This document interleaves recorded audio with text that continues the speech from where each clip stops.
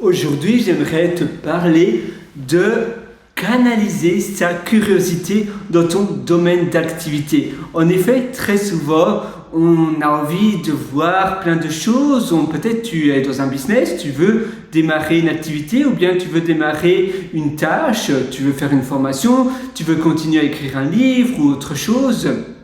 Et là, tu te dis, voilà, à 9 heures, je me fais mon petit café et je vais commencer. Donc, tu es là à 9 heures. Bon, imagine, il est 9 heures du matin ou bien 21 heures et tu es encore un peu fatigué. Ou bien 21 heures, tu te dis, oh là là, bon voilà, je vais faire ma tâche. Mais bon, je me fais mon café d'abord. Chose importante. Tu bois. Et puis après, finalement, tu es supposé faire ta tâche. Et là, tu vas un peu naviguer sur le web, tu vas un peu voir les choses qui se passent sur Internet, tu sais, des chit-chats et autres, et tu te dis, oh tiens, ça c'est intéressant, oh ça aussi c'est intéressant, oh cette personne-là a fait ça, ah cette personne-là a fait ça aussi, waouh, cette personne-là avait fait ça, oh je ne pensais pas, et finalement 1 heure passe, 2 heures passent, et c'est une sorte de procrastination. Tu es peut-être curieux, mais tu es curieux, c'est en fait une curiosité qui va comment dire, delay, qui va retarder ce que tu voulais faire. Si tu focalises, si tu canalises ta curiosité et ton énergie dans la tâche en question, directement de passer à l'action et comment tu peux optimiser ta tâche pour aller encore plus vite. D'ailleurs, tu vas aussi essayer de voir comment tu peux optimiser certaines choses pour aller plus vite. Au lieu d'aller voir ton chat et plein d'autres choses, tu vas seulement te canaliser ton attention sur une seule chose. Parce qu'on n'est pas multitask, on est monotask. On fait qu'une seule chose à la fois. Et donc, tu vas simplement canaliser ton attention sur cette petite chose-là et rien d'autre. Et le reste, basta, tu le laisses au placard. Et en faisant cela, tu vas aller beaucoup plus vite. Parce que si tu papillonnes un peu partout, eh bien, tu vas faire un peu de tout, mais rien en profondeur. C'est un peu comme les connaissances. Si tu fais des recherches pour, mettons, surtout en programmation, en informatique, quand tu recherches quelque chose, tu trouves aussi autre chose et cette chose-là t'amène sur encore une autre chose et cette autre chose-là t'amène sur une autre chose et ainsi de suite. Et finalement, tu lis plein d'articles et tu sais plein de choses mais rien en profondeur. Au lieu de te dire non, d'accord, il y a aussi plein d'autres choses que je ne connais pas, mais je dois être ok, je dois être fine avec cela. Moi, je me focalise maintenant rien que sur cela. C'était mon objectif. D'ailleurs, se mettre des objectifs à la semaine ou au mois, c'est très important pour te dire, voilà, mes 5 objectifs, mes 5 goals que je veux accomplir durant ces 3 semaines à venir, durant ce mois à venir. Et ça, c'est mes choses les plus importantes, les most important objectifs, donc les objectifs les plus importants de mon mois. Et tout le reste, c'est minoritaire, ça passe après. Donc quand tu fais une recherche et que tu voulais apprendre React et que tu vois d'autres langages de programmation, API et autres, back-end, tu te dis non, c'était pas mon objectif primaire, c'était pas ma priorité numéro 1. Ça peut-être ça sera pour le mois prochain, pour la chose d'après, mais maintenant, même si ça a l'air intéressant, je peux l'écrire, je peux le mettre sur un calepin, sur une application de notes ou l'écrire même sur une serviette, même si c'est pas recommandé. Je le mets au frigo, c'est une métaphore, mais c'est un peu comme si tu le stores, donc comme si tu le conserves dans ton frigo et ça sera pour plus tard. Mais maintenant, je me focalise sur ce que je voulais faire aujourd'hui et sur rien d'autre.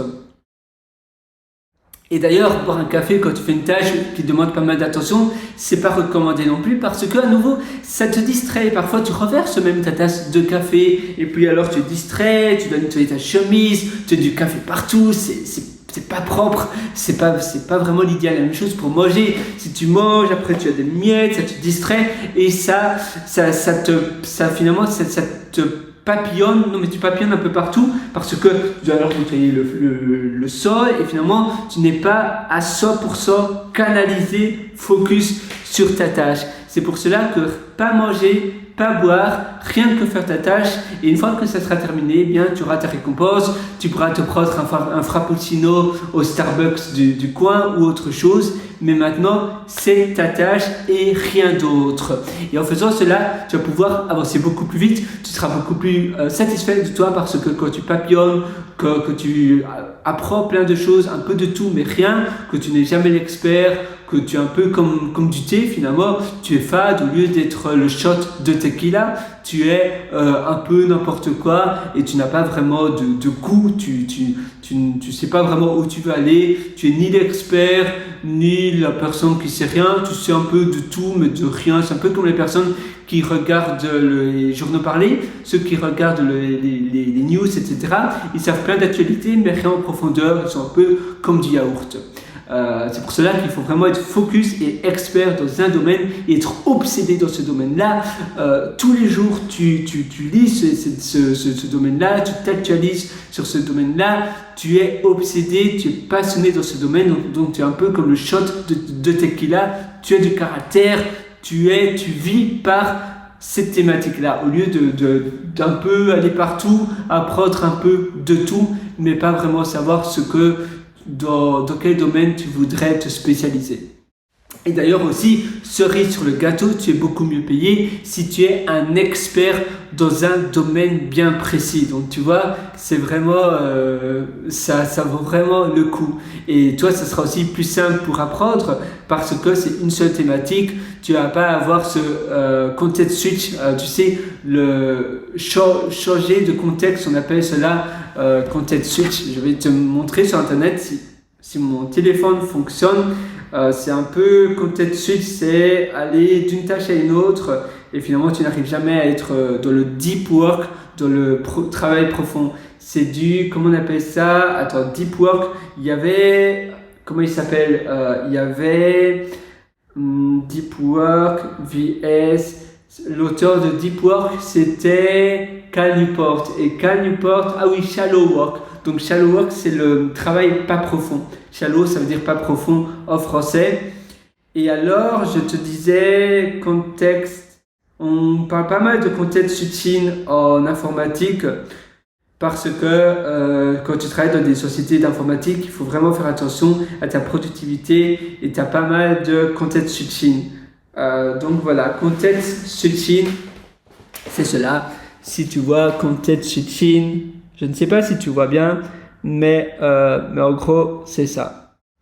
Voilà, alors, la dernière chose que je voudrais te parler, donc, c'est le matin, tu te réveilles, tu sais exactement où tu veux commencer, tu sais ce que tu veux terminer, et ça passe avant tout le reste. Si tu as envie de faire des recherches, si tu as envie de faire autre chose, d'accord, c'est bien, mais d'abord, je fais ma tâche la plus importante. Si tu vis en famille et que non-stop, on te demande quelque chose, tu n'as jamais une seule minute pour toi, tu te réveilles une demi-heure plus tard ou bien tu te réveilles une demi-heure plus tôt et tu restes dans ta chambre, la porte fermée et tu fais la chose la plus importante. Et la même chose pour le soir, tu vas au lit une demi-heure plus tôt, tu t'enfermes, tu te clôtures, tu te barricades dans ta chambre, ton entourage vont savoir que tu dors, tu te reposes, donc ils vont aussi te laisser tranquille, tu vas avoir la paix et tu fais pendant une demi-heure avant d'aller au lit la chose en question.